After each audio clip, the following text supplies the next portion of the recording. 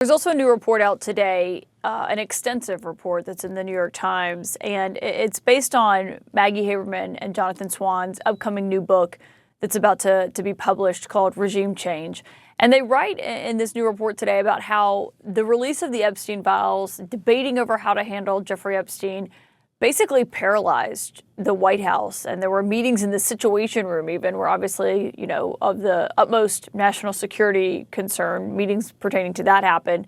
When you read that and you hear that the president's team, the vice president, the chief of staff, everyone's meeting inside the sit room about Jeffrey Epstein, what does it tell you about how they viewed that story?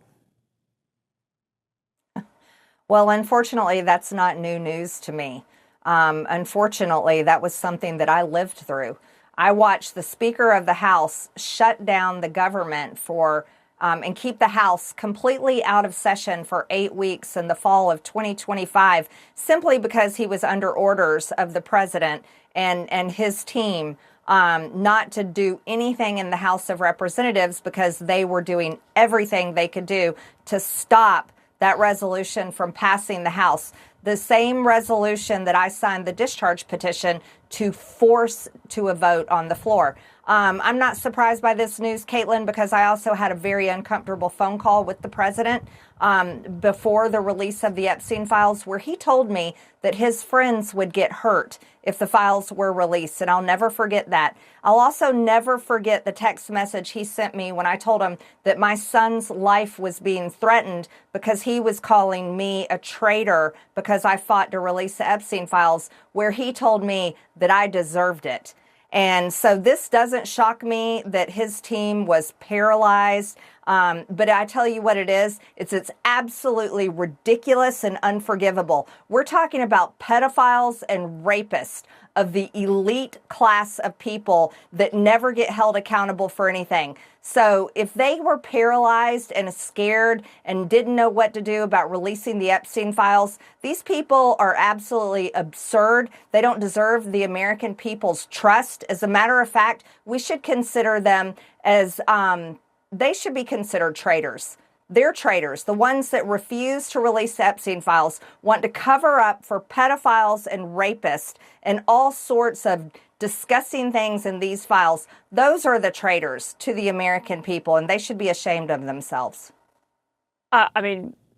This report basically says it was the president who didn't want anything released. Are you saying that applies to the president himself? I'm saying exactly that. He told me on the phone that his friends would get hurt, and that's why he's against releasing the Epstein files. And I think we've seen a lot of that dribble out. So yeah, it all matches. It completely adds up, from the phone call that I had with the president to this report that is coming out. It all lines up.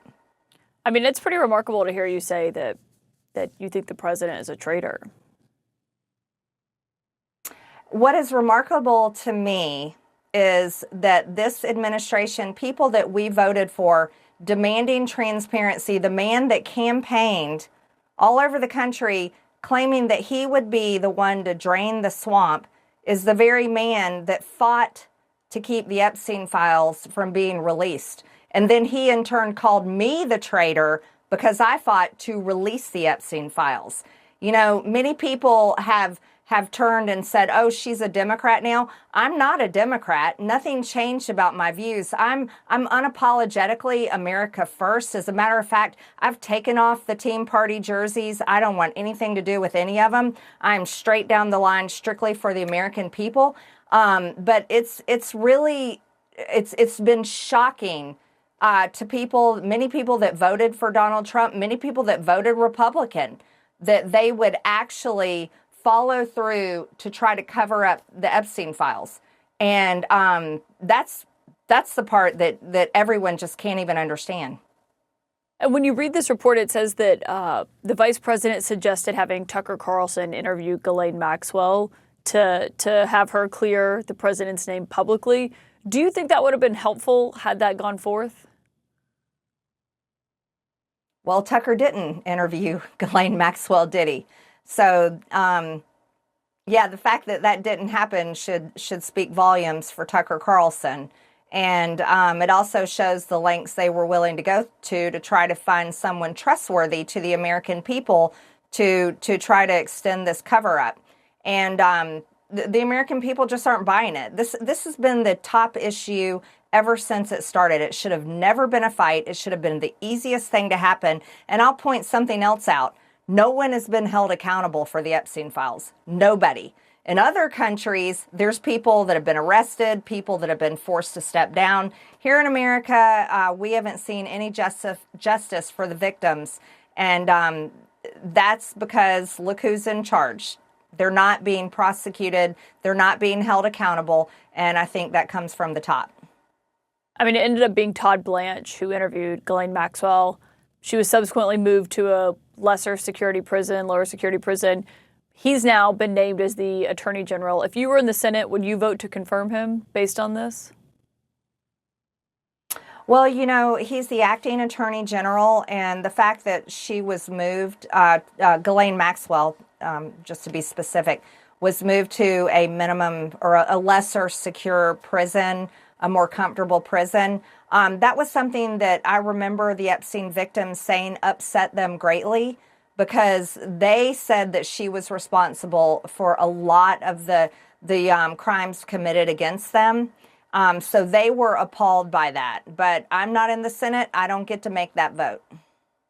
You mentioned the discharge petition, the reason that these Epstein files did get released, and it's only because of the efforts of a few of you on Capitol Hill who initially led this.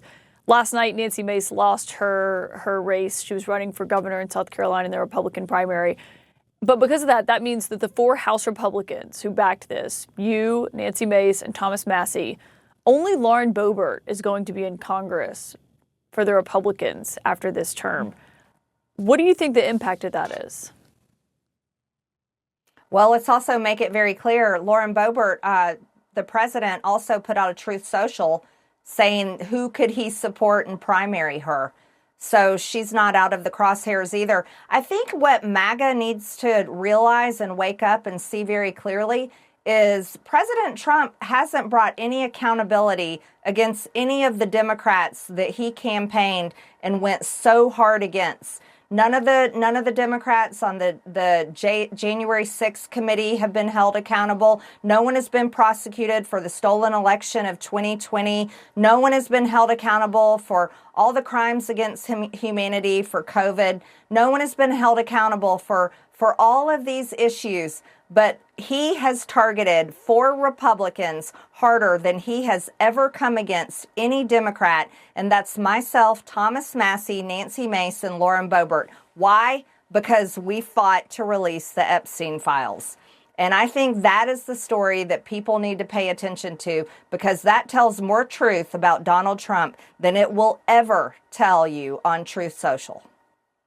When you left Congress, you said you would continue to fight for what you've described as the America First agenda.